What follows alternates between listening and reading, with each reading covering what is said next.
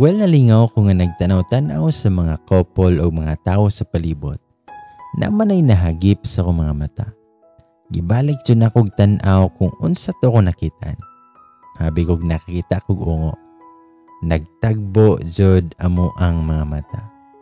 Ug mi-smile jud na ang babae nako. Si Jane.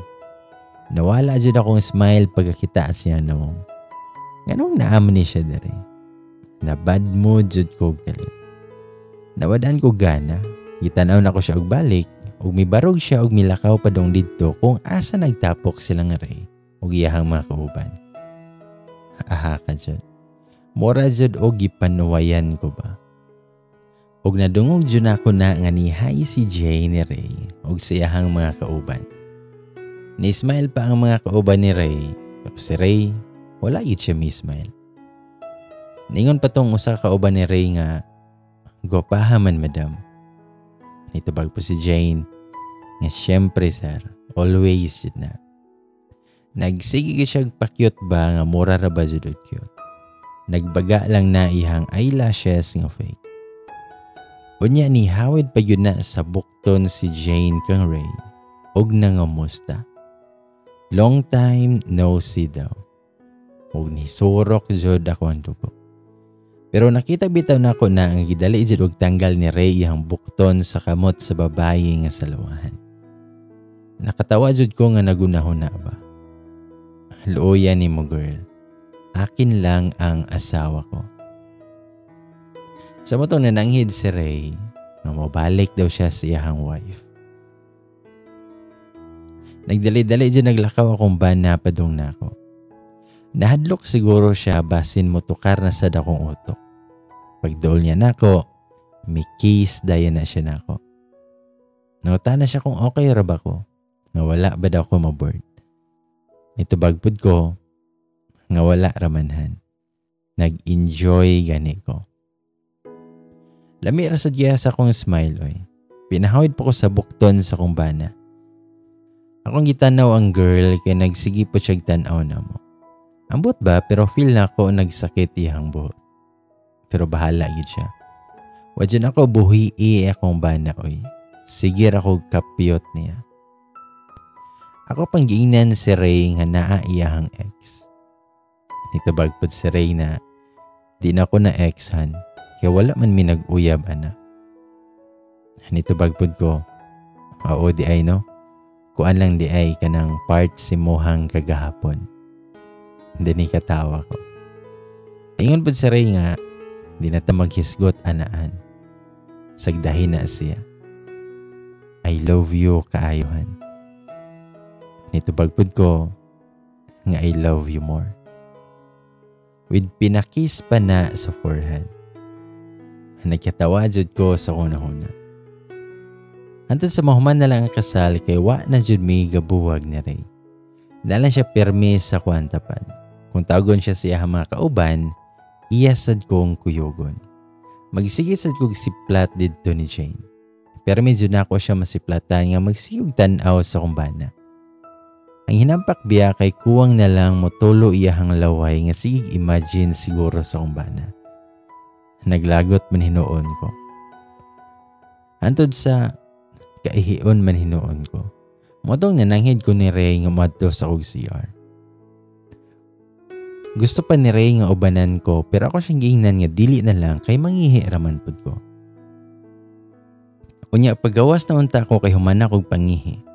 Mao man po'y hinuoy pagsulod ni Jane. Nagtagbo gyud hinuon mi. Ning hi pa na siya sa kuha ug ning hello pud ko ka Jane. Nangumusta pa siya. Ningon ra pud ko nga okay ra ko. Nangutana pa gina si Jane kung kumusta daw si Ray. Pina-smile pa yun kayo. Kalami ba kumuton sa nawong lagi ba? Pero ako pa siyang giingnan nga okay raman akong bana. Nga naman. Nito bagay ra po si Jane nga maayo. Ipangumusta lang ko niya. Og nilakaw na dayon siya. Murag nanungog man jud siguro ning bayhana ba. Pero wajud ko gapa-apekto ato para dili ta mapildi. Bitaw. Pagbalik na ko sa mong table, Gitan-aw ko ni Ray. Nangutana siya kung okay ra ba ko. Ito pagirapod ko, okay ra ko. Og mi-smile ko siya. Wala lang ako siya sultii nga nagkaabot og nagkaistoryahanay mini Jane. Sumutong after tong adlaw, nabalik ra sa normal ang tanan. Okay na kay minduhan ni Ray. Og okay na sad kaayo kong utok. Kung sa panahon pa, wala na'y bagyo. Kato mga panahon na kay busy kaayo ang linya sa kumpana. 1 week ka pinangawan na siya kaulit. Nalang ko sa balay. Kung layon ko, mauli ko sa mua or di gani, magkita mi sa kong mga amiga og manuroy mi. Then one time ato, gabiin na to. Nga ako lang isa sa balay, unya na ako sa kwarto. Nag-scroll ra ko sa Facebook. Ug sa kalit ka na ay nag-friend request na ako. Pagtanaw pa na ako, itagbo dyan na ako ang mga kilay. Kawaw ha, nag-send na dyan siya og friend request na ako.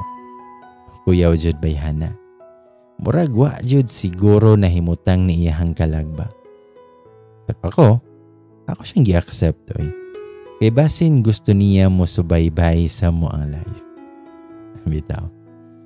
Taud-taud ana, kay ni-message pa na siya. Kay nagpasalamat kay gi-accept na ko iyahang friend request. Ing reply lang sad ko og thumbs up. Og natulog na pud ko pagkahuman. Bahala siya mabuntagan siya pinang-stalk sa kuang Facebook. Daghan ra ba kaayo mig mga sweet nga pictures sa kumpana. Magsakit jud iyahang apdo ba. Sa moto nga pagabuntag ato, nala ko sa gawas nga nagsilig-silihig og nang bisbis sa mga tanom. Ako ba dyan ang gipicturan ako mga tanom? Kaya labi kay namuwak na dyan ang uban, unya guwapa kaayo tanawon.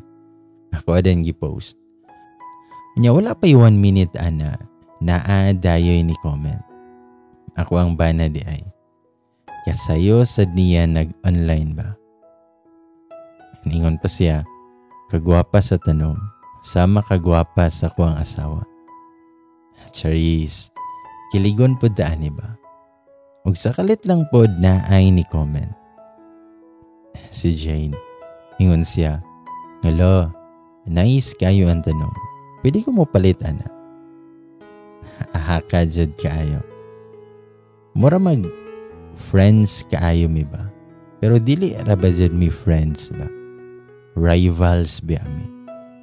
Feeling close jud kaayo siya. Pinalike pa siya sa comments sa kumbana. Ug nikalit bitog chat sa Reyna ko. Nangutan na siya kung friend ba daw mi ni Jane. Ako pa siyang giingnan, gi-accept na ko siya kagabi. Nangutan na pa na si Ray kung anong gi-accept daw na ko. Ako pa siyang giingnan, nga loy sad og di i-accept. Nag-effort ba na siya send og friend request. Basin gusto niya permi updated sa tong live. Gimingaw tali na nimo. Pero ningon si Ray nga i-unfriend daw na ako. Nangutan ako gano. Ningon ra pod si Ray nga samok ra ba daw to. Pero wala dyan ako gi-unfriend si Jane. Ug wala na po ko ni-reply ni Ray. Nisod na ko sa balay ug naghihikay ug pamahaw na ako. After ana kay naligo na og nag-ilis para mo adtog merkado para mamalit kay muuli na biya ni siya unya. Excited ra ba ko kay muuli akong bana. Nagdali-dali sad ko og adto sa merkado para makahikay paniudto para sa kuang hobby. Pero nitawag na siya kay gapahibalo nga medyo malate daw siya kay naa pa sila'y lakwan. Imbis excited kay ko, nawala nung kalit ako ang excitement. Wala na lang ko maghikay lahos og paniudto. Nagkaon na lang kog pan. Naglingkod-lingkod ko sa bangko og gi-on ang TV para malingaw ko. Nag-my day na lang ko og picture niya og gibutangan nako og see you later han. Ug after pila ka minutes ana kay nakita na ako nga ni view na sad si Jane. May heart react pa siya sa picture ni Ray. Ug ikalima pa yun ka heart. Wow, kaayo jud ba? Pero wala na lang ako gitagad iyahang pa heart react. Totod ana, daghan mag-notif sa kuang Facebook. Pagtanaw pa nako, Puro man heart from Jane. Tanang mga pics ni Ray nga naa sa kong upload photos kay gi-heart jud niya ang tanan. Naunsa naman ning bayhana Mura gituyo man jud to niya ba? Para unsa? Para pasungoton ko. Gusto man siguro niya nga makig-sparring nako. Nikayo jud akong ulo sa iyang gibuhat. Sa motong gibutang na lang nako akong phone sa daplin ug nag-focus na lang ko sa kong gitan-aw nga salida. Kay basin ma-high blood ra ko gisamot unya siya ha. Pero wrong move man jud tingali to nga gi-accept nako siya para ako untang pasuyaon. Pero murag ako man hinuon ang na-high blood aning iyahan trip. Ug hantod sa nihapon na niabot na jud ako ang bana. Mga alas 6 siguro to. Napa siya ay dala nga buwak. Ingon pa siya nga gimingaw daw siya sa kuha. Ka-sweet ba? Gitagbo dyan ako siya og mahigpit na yakap ba? Apil pod mga halik. Abtik sad kay ko nga naka-picture sa flowers. Unya, may day-dayon Unya, pagkagabi ana, kahibawo na yun mo kung unsay ganap.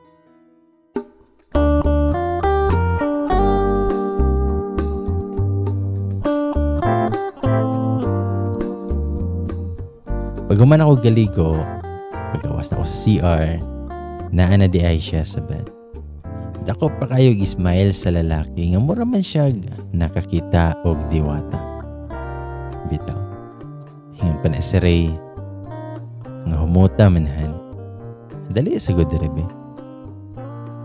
Ako pa siyang giinan, unya na, kay basa pa kayo akong buhok. Mag-blowers ako kadali. Nakatapis pa ko sa kong towel ug magkuhan unta ko sa kong blower sa dihang gibira jud ko niya o gihigda dayon sa bed. Padili-dili pa ko. Pero iyaha jud nang gibira ang akong towel. Unya gilabay niya pala yun.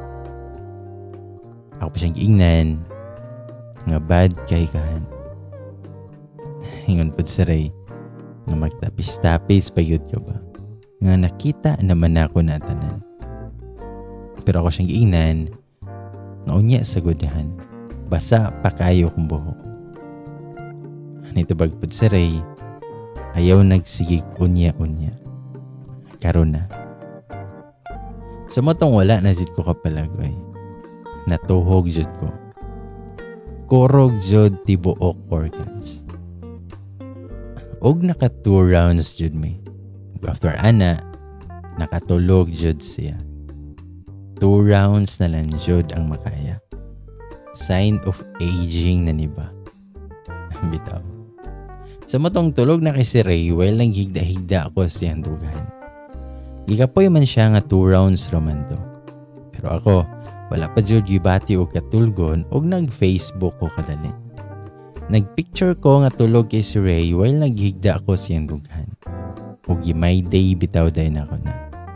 Nireply pa na akong amiga sa my day nga, wet dreams. Aha ka dyan.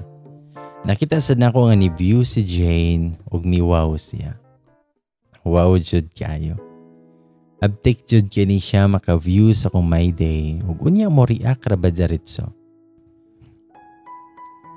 Sa kong nahuna, sige lang inday. Kasuya lang diha. Ito. Sa matong padayon ko scroll sa dihang nakita na ako nga nag-post man dining bayhana mga 4 hours ago. Nagunit siya og isa ka sakong buwak. Bitaw. Pinabukay man sad ang peg. Napa siya ingon nga thank you sir. I love you. Mo na iyahang caption. Medyo na bother lang ko kay naay sir. Kinsa maninga sir. Naana maday siya sir iyaha. Unya, nganong magkiato man siya sa kuang bana. Gibasa sa nako ang mga comment. Napiniingon, nga kasweet siyahang sir oy. I-reveal daw na si Sir B. Sana all. Sana all na ay flowers gikan kang sir. Gitanaw dyan ako kung bana nga natulog. Naglaan na kong nahuna oy. Ambot pero murag naglain dyan. Nalanjud ko'y na-feel nga negative nga energy sa kong atmosphere. Or nitukar lanjud ako ang sakit. Sakit sa utok. Minihinay kog barog, ikuha na ko yung phone sa side table. I-open dyan na ako o gitanaw yahang mga message. Ugasta ang messenger.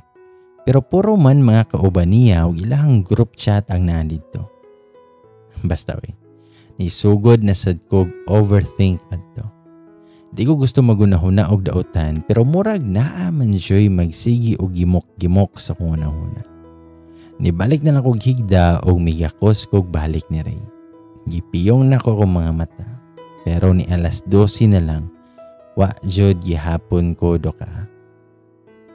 Naunsa na kaha ko. Nag-Facebook na lang sad kog balik kay di man gihapon ko katulgon. Hantod sa na ako'y nakita nga shared post. Patama siya sa babaeng hilig makig-flirt sa tao nga taken na. So gi-share sad na ako. Wala ko gipaigo ato pero murag na ay mga naigo. Bitaw. Online pa jud ay ang girl kay ni-like man siya sa ko ang shared post. Pero after pila ka minutes ana nga nag-scroll ko, naman ay nag-message request na ako. Gitanaw na ako si Kinsa pero wala man ko kaila. Napay-message nga, I have a surprise for you. I hope you will like it. Mo na iyang gi-message sa ko. Natingala ko unsa iyang pasabot sa yan chat. Wagani ko kaila niya.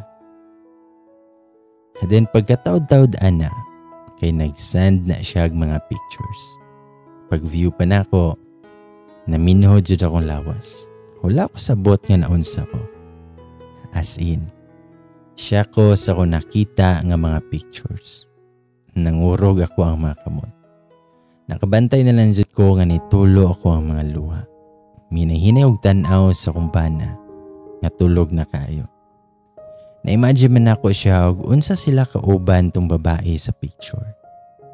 Di na ko mailahan kung kinsa ang babae kay gibutangan man og emoji anawong. Pero kung bana kay klaro kaayo nga siya. Natulog siya unya nakataplas pero naghabol man hinoon. Unya ang girl nakigda sa iyang dughan ug pinahika pa sa may tato sa kumbana. Imagine. Try to imagine guys silang forma. Sakita no. Grabe yun kasakit. May bakho jud ko. Nakamata na lang si Ray nga nagsigi kog hila ko ay naglingkod ko sa floor. Ang akong phone naara yun sa ubos. Sakita man yun sa ko ang nakita. Nangutana yun na si Ray kung naunsa ko. Pero ako siyang giingnan nga nganong nabuhat maninimo na ako. Huwag nagsige rayod kog hila. Dili na ko halos sa ginawa sa kasakit nga akong na-feel. Mura pa siyag nalibog sa ko ang gingon. Nangutana pa na si Ray kung unsa daw. Pero ako siyang giingnan, di ba ikaw ni ayaw naglimon? Bisan siya kay na-shock sa pagkita niya sa pictures. Wadan siya katingog. Mura yun siyag ni Tuskeg siyahang gibarugan.